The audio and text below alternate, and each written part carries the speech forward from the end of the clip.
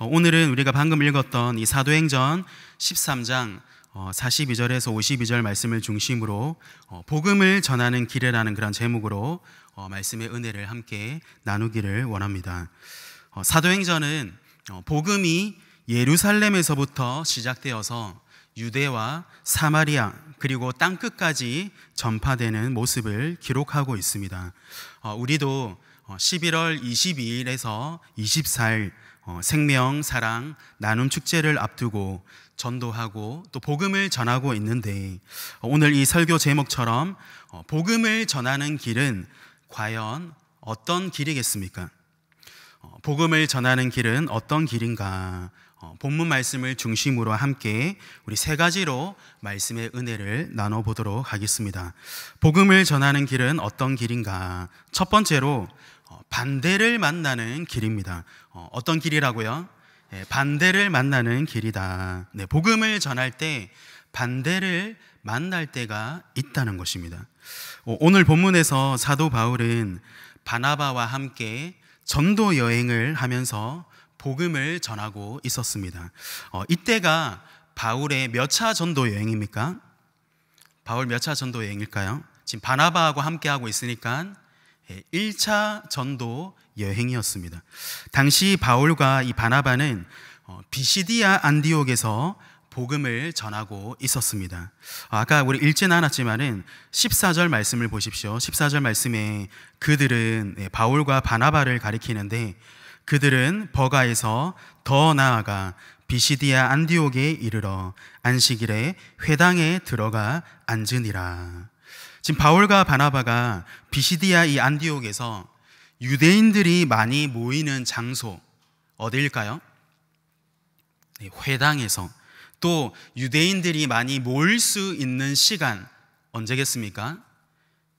안식일, 안식일에 그렇게 복음을 전하였는데, 많은 사람들이 이 복음을 듣고 긍정적인 그러한 반응이 있었습니다.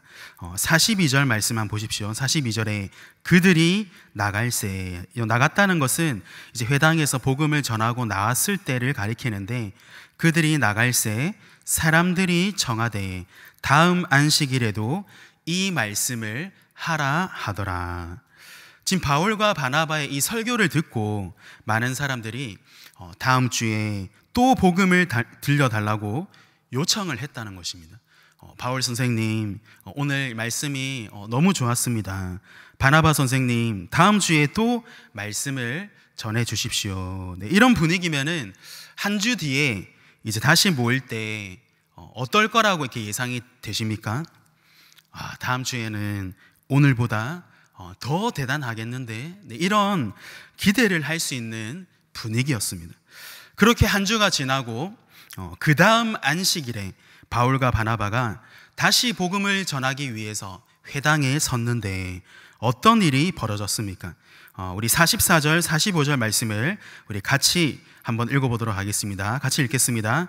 그 다음 안식일에는 온 시민이 거의 다 하나님의 말씀을 듣고자 하여 모이니 유대인들이 그 무리를 보고 시기가 가득하여 바울이 말한 것을 반박하고 비방하거늘. 이 바울의 기대와는 다르게, 예상과는 다르게 복음을 전하는 길에 반대를 만나게 된 것입니다. 반대도 그냥 반대가 아니라 아주 극심한 반대를 만나게 된 것이죠. 이 45절 말씀을 쉬운 성경에서는 이렇게 번역하고 있습니다. 제가 한번 읽어드리겠습니다.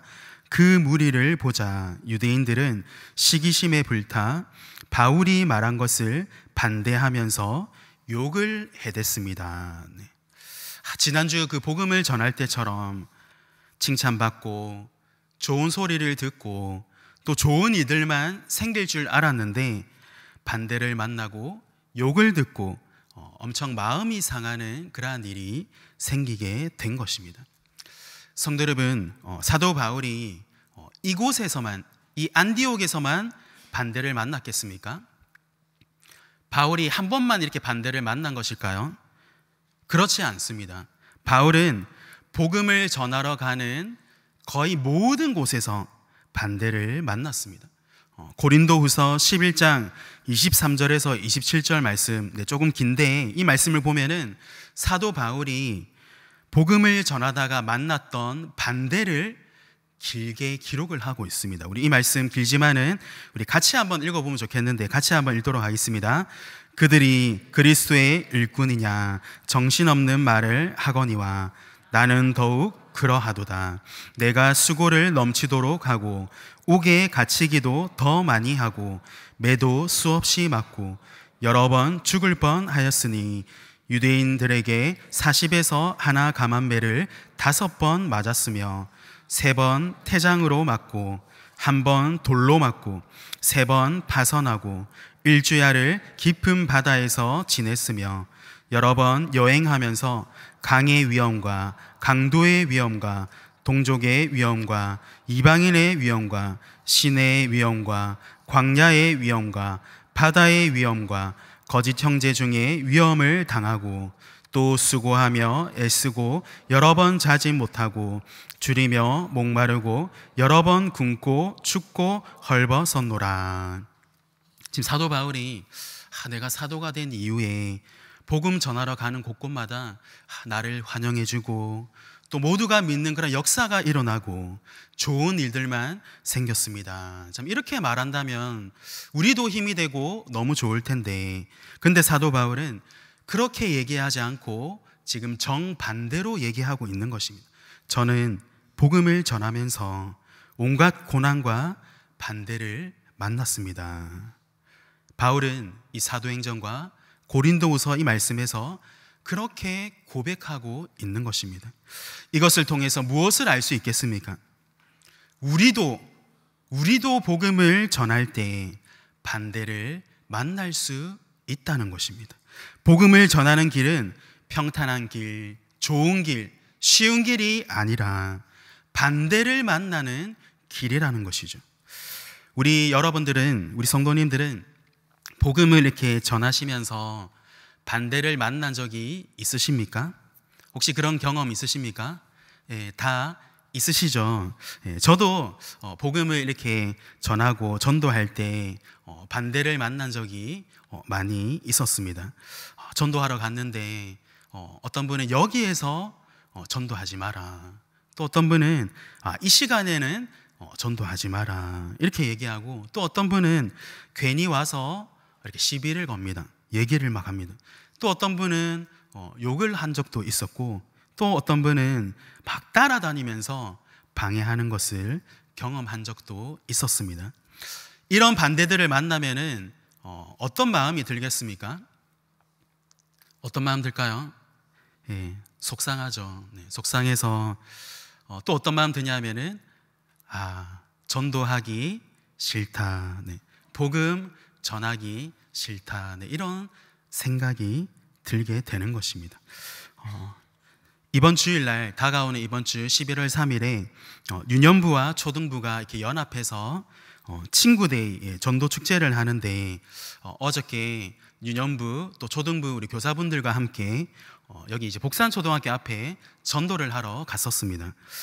복산초에는 저의 그 첫째 아들 온유가 이렇게 복산초에 지금 다니고 있습니다. 다니는데 제가 가면은 전도 가면은 혹시 이렇게 만날 수도 있겠다 그렇게 생각하면서 갔는데 진짜로 이렇게 만났습니다.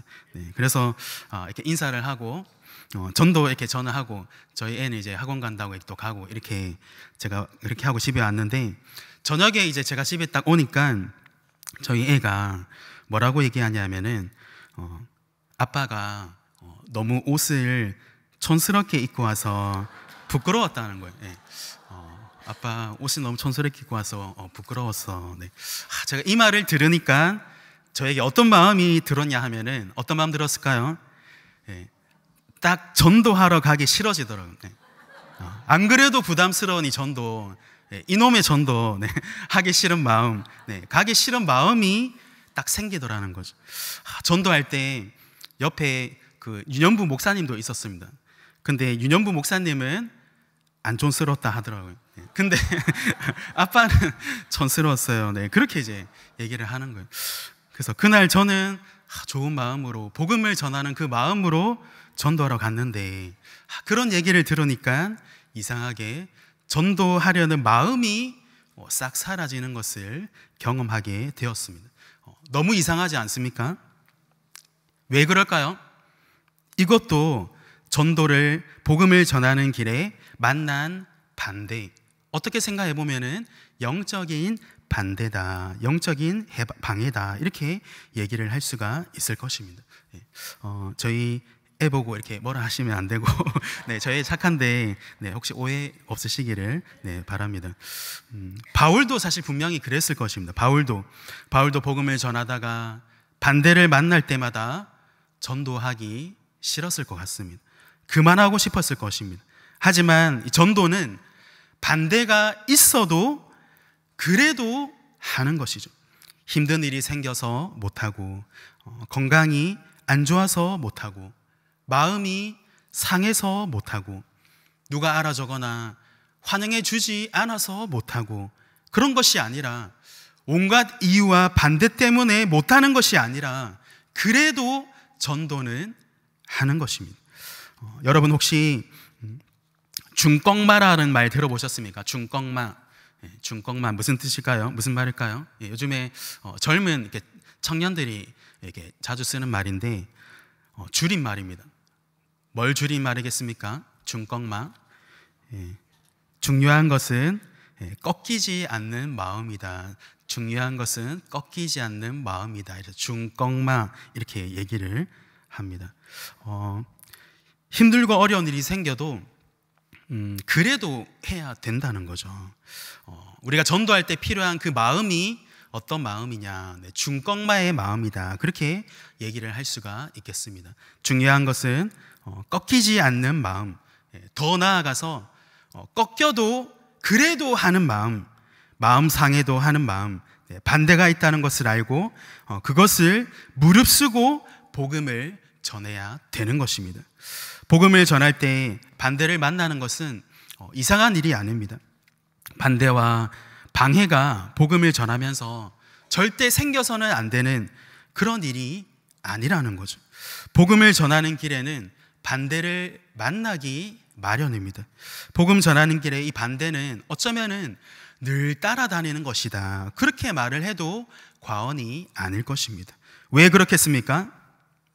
예수님이 그렇게 말씀하셨기 때문입니다. 마태복음 5장 11절에서 12절 말씀 우리 같이 한번 화면에 나오는데 같이 한번 읽어보도록 하겠습니다. 같이 읽겠습니다. 나로 말미암아 너희를 욕하고 박해하고 거짓으로 너희를 거슬러 모든 악한 말을 할 때에는 너희에게 복이 있나니 기뻐하고 즐거워하라. 하늘에서 너희의 상이 큼이라. 너희 전에 있던 선지자들도 이같이 박해하였느니라. 예수님으로 말미암아 복음을 전하다가 고난을 당하고 온갖 이 반대에 부딪히는 것은 있을 수 없는 일이 생긴 것이 아니라 이상한 일이 아니라 그럴 수 있는 것이다. 어쩌면 당연한 것이다. 그런 일이 생길 때 기뻐하고 즐거워하라. 예수님이 제자들에게 이렇게 미리 말씀해 주신 것이죠. 그래서 우리 성도는 복음을 전하러 갈 때 차라리 미리 이렇게 생각하는 것이 좋을 것 같습니다. 복음을 전할 때 항상 반대가 있다. 반대가 있다는 것을 알고 그것을 무릅쓰고 복음을 전해야 하는 것이죠. 우리 옆에 있는 분들에게 이렇게 한번 얘기해 보시겠습니까? 복음을 전하는 길은 반대를 만나는 길입니다. 복음을 전하는 길은 반대를 만나는 길입니다. 복음을 전하는 길이 반대를 만나는 길이라는 이 사실을 기억하시면서 우리가 복음 전할 때 반대가 없기를 기도하기보다 반대를 무릅쓰고 담대히 복음을 전하기를 기도하는 저와 여러분들이 다 되시기를 주님의 이름으로 축복합니다. 복음을 전하는 길은 어떤 길인가? 두 번째로는 예기치 못한 열매를 맺는 길입니다. 어떤 길이라고요? 예기치 못한 열매를 맺는 길이다. 복음을 전할 때 내가 생각지 못한, 예상하지 못한 그런 열매를 맺을 때가 있다는 것입니다. 43절 말씀을 보십시오. 43절에 회당의 모임이 끝난 후에 유대인과 유대교에 입교한 경건한 사람들이 많이 바울과 바나바를 따르니 두 사도가 더불어 말하고 항상 하나님의 은혜 가운데 있으라 권하니라. 지금 바울과 바나바가 전하는 이 복음은 사실은 원래 누구를 위한 복음이었습니까? 누구를 향한 복음이었죠? 유대인들을 향한 복음이었습니다. 그래서 이 비시디의 안디옥 회당에서 처음 복음을 전할 때에도 유대인들이 많이 믿었습니다. 유대인들을 향한 복음이었기 때문에 복음의 열매도 유대인들인 것은 너무나 당연한 것이죠. 하지만 한 주 뒤에 그 다음 안식일에 어떤 사람들이 모여들었습니까? 44절 말씀을 보십시오. 44절 우리 같이 한번 읽도록 하겠습니다. 같이 읽겠습니다. 그 다음 안식일에 온 시민이 거의 다 하나님의 말씀을 듣고자 모이니. 어떤 사람들이 모였다고 하고 있습니까? 온 시민이. 네, 온 시민. 지금 안디옥은 이 지리적인 특성상 많은 사람들이 오고 가는 그런 위치에 있었습니다. 근데 이 도시의 구성원들은 주로 외부 사람들이었던 거죠. 이방인들이 많이 있었던 것입니다. 그래서 44절에서 온 시민이 거의 다 모였다는 것은 유대인도 포함되어 있지만은 이방인들이 많이 있었다. 그것을 뜻하고 있는 것입니다.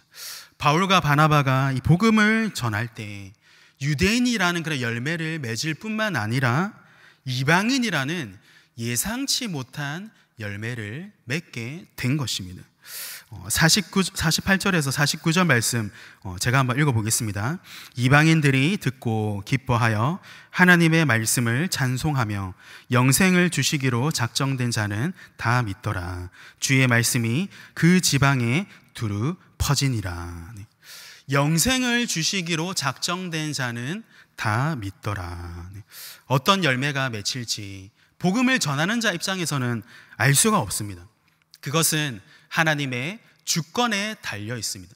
구원은 하나님의 손에 있는 것입니다. 하지만 분명한 사실은 하나님께서 영생을 주시기로 작정한 자는 반드시 복음의 열매로 맺어지게 되어 있다는 것입니다. 이것을 통해서 무엇을 알 수 있는가? 복음을 전하는 길은 예기치 못한 열매를 맺는 길이다. 이것을 알 수가 있는 것입니다. 평소 전도를 열심히 하시는 어떤 분이 병원에 꾸준히 전도를 가셨습니다. 전도를 하면은 뭔가 좀 이렇게 반응이 있고 이분은 예수님을 영접할 것 같다, 마음이 열릴 것 같다, 이런 느낌이 이제 조금 오는 분이 있지 않습니까? 그래서 그런 마음이 드는, 그런 생각이 드는 분에게 복음을 전했는데 근데 결국 그분의 마음이 잘 열려지지 않았다는 것입니다. 그래서 이 전도하는 분이 조금 이제 낙심을 하고 실망을 하고 이제 그 다음 옆에 있는 다른 병실로 이렇게 가려고 했는데 그때 그 옆에 있던 어떤 한 환자분이 이분을 부르는 겁니다.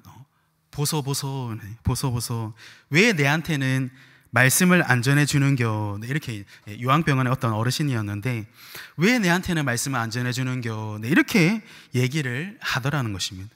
그래서 이 전도하는 분이 깜짝 놀라면서 기뻐하면서 예, 제가 말씀 전해드려야죠. 이렇게 하면서 그분에게 복음을 전하고 영접 기도까지 그렇게 했다는 것입니다. 이것이 바로 예기치 못한 열매가 맺히는 것입니다. 나는 이쪽을 생각하고 복음을 전했는데 그런데 열매는 저쪽에서 열리는 은혜가 생긴 것이죠. 왜 그렇겠습니까? 왜 이런 일이 생기는 것이겠습니까? 영생을 주시기로 작정된 자는 다 믿더라. 복음을 전하는 길은 예기치 못한 열매를 맺는 길이기 때문이죠. 성경에도 보면은 예기치 못한 열매가 맺히는 그런 모습들을 많이 찾아볼 수 있습니다. 어떤 경우가 있냐면은 사도 바울이 신라와 함께 2차 전도 여행을 갔습니다. 그때 마게도냐 지역의 그 빌립보라는 이 도시에서 복음을 전하게 되었는데 바울과 신라는 정말 많은 사람들이 복음에 반응할 줄 알았습니다. 근데 그렇지 못하고 오히려 이 두 사람은 귀신 들린 그 요정을 고쳐주었다는 이유로 감옥에 갇히게 되었습니다. 근데 그때 놀랍게도 그곳에서 어떤 열매가 맺히게 됩니까? 누가 예수님을 믿게 되었습니까? 그 감옥의 간수가 예수님을 믿게 된 것이죠. 간수뿐만 아니라 간수의 그 가족들까지 모두가 예수님을 믿고 세례를 받는 놀라운 역사가 일어나게 된 것입니다. 사도행전 16장 33절에서 34절 말씀입니다.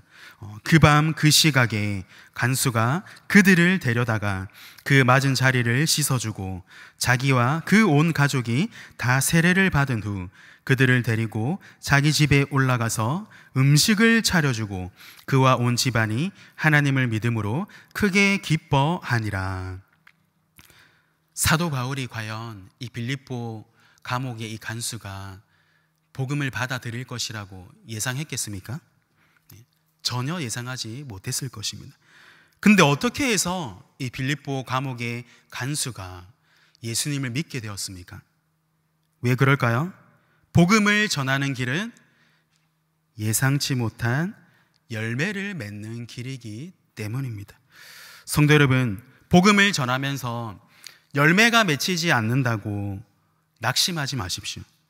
영생을 주시기로 작정된 자는 다 믿더라. 열매는 하나님의 손에 달려 있습니다. 결과는 하나님께 맡기고 우리는 복음을 담대하게 전하면 되는 것입니다. 우리 옆에 분에게 이렇게 한번 얘기해 보시겠습니까? 복음을 전하는 길은 예기치 못한 열매를 맺는 길입니다. 복음을 전하는 길은 예기치 못한 열매를 맺는 길입니다. 네. 복음 전하는 길이 예기치 못한 열매를 맺는 길이라는 이 사실을 기억하시면서 열매는 하나님께 맡기고 담대히 복음을 전할 수 있는 저와 여러분들이 다 되시기를 주님의 이름으로 축복합니다. 복음을 전하는 길은 어떤 길인가? 마지막 세 번째로 주님과 함께하는 길입니다. 어떤 길이라고요? 주님과 함께하는 길이다. 네, 복음을 전할 때 주님이 나와 함께 하시고 나도 주님과 함께해야 된다는 것입니다. 50절에서 52절 말씀을 한번 보십시오. 이에 유대인들이 경건한 귀부인들과 그 신의 유력자들을 선동하여 바울과 바나바를 박해하게 하여 그 지역에서 쫓아내니 두 사람이 그들을 향하여 발에 티끌을 떨어버리고 이고니온으로 가거늘 제자들은 기쁨과 성령이 충만하니라. 바울과 바나바가 복음을 전하다가 결국에는 이 안디옥에서 쫓겨나게 되었습니다. 근데 이 두 사람이 안디옥에서 쫓겨나는 이 모습을 한번 보십시오. 지금 어떻습니까? 기쁨과 성령이 충만하니라.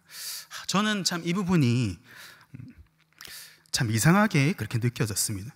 바울과 바나바가 복음을 전하다가 쫓겨나는데 어떻게 기쁠 수가 있는가? 만약 여러분들이 바울과 바나바라면은 복음 전하다가 욕을 듣고 핍박받고 쫓겨나면서 여러분들 기쁠 수 있겠습니까? 절대 기쁠 수가 없죠. 근데 오늘 이 말씀에서 바울과 바나바가 기뻐할 수 있는 이유가 무엇인가? 그 이유가 무엇이겠습니까? 주님이 함께 하시기 때문입니다. 주님이 함께 하시기 때문에. 열매를 맺는 것, 결과만 중요하게 생각했다면은 쫓겨나면서 절대 기쁠 수가 없습니다. 하지만 그것보다 이 복음을 전하면서 주님이 지금 나와 함께하고 계시다. 주님이 나와 동행하고 계시다. 이 사실을 기억하면은 쫓겨나면서도 핍박 중에도 기쁠 수가 있는 것입니다. 주님은 바울과 바나바가 복음을 전하면서 그들을 통해 많은 열매를 맺는 것, 그것도 기대하셨겠지만은 어쩌면은 그것보다 바울과 바나바가 전도하면서 주님을 생각하고 주님께 기도하고 주님과 함께 하는 것을 더 원하셨을지도 모릅니다. 아까 전에 아빠가 이렇게 촌스럽다고 얘기한 저희 아들이 작년에 초등학교 이제 1학년 때였는데 작년에 이제 전도라는 것을 이제 처음 해봤습니다. 전도라는 것을 이제 인식을 하고 처음 해보게 되었는데 학교 친구들에게 이제 전도지 들고 가서 또 전도지에 이렇게 간식, 작은 간식 이렇게 붙여서 들고 가서 이렇게 전도하면서 친구에게 나눠주면서 이번 주에 우리 교회에 이렇게 한번 와라 이렇게 했는데 그 저희 아들 생각에 친구들이 많이 올 것 같다 그러는 겁니다. 네, 많이 올 것 같다. 네. 제가 이렇게 믿음이 없어서 그런지 제 생각에는 많이 안 올 것 같은데 자꾸 막 많이 올 것 같다고 막 전도지 준 친구들은 다 올 것 같다고 막 그렇게 이제 얘기를 하는 것입니다. 전도를 혹시나 그래 했는데 친구들이 안 와서 저희 애가 혹시나 마음 상할까봐 실망할까봐 제가 걱정이 되어서 제가 한 번씩 이렇게 저희한테 이렇게 얘기를 미리 이렇게 했었습니다. 너가 생각한 것보다 친구들이 많이 안 올 수 있어. 네. 한 명도 안 올 수 있어. 네. 전도가 원래 어려운 거야. 이렇게 제가 미리 이렇게 막 얘기를 해줬습니다. 근데 실제로 이제 전도 그 당일날에 행사 당일날에 몇 명이 왔을까요? 몇 명 왔을까요? 네. 한 명도 안 왔습니다. 한 명도 안 왔어요. 네. 온다는 그 친구가 있긴 있었는데 한 명 있었는데 그 친구가 당일날에 일이 생겨서 이렇게 못 오게 된 것입니다. 요즘 애들이 야가가지고 전도 그 과자를 이렇게 먹으면서 온다 해놓고 안 오는 그런 친구들이 있는데 그날 저희 그 애랑 그 주일 저녁에 얘기하면서 혹시나 이제 마음 상할까봐 걱정되자 또 이런 얘기를 했었습니다. 전도해보니까 어때? 한 명 전도하기도 힘들지. 너 뜻대로 잘 안 되지. 이렇게 얘기하니까 그렇다고 이제 얘기하는 것입니다. 그래서 제가 이제 이런 말을 했었습니다. 전도가 어려우니까 내 뜻대로 안 되니까 그래서 하나님 함께 해달라고 기도해야 하는 거야.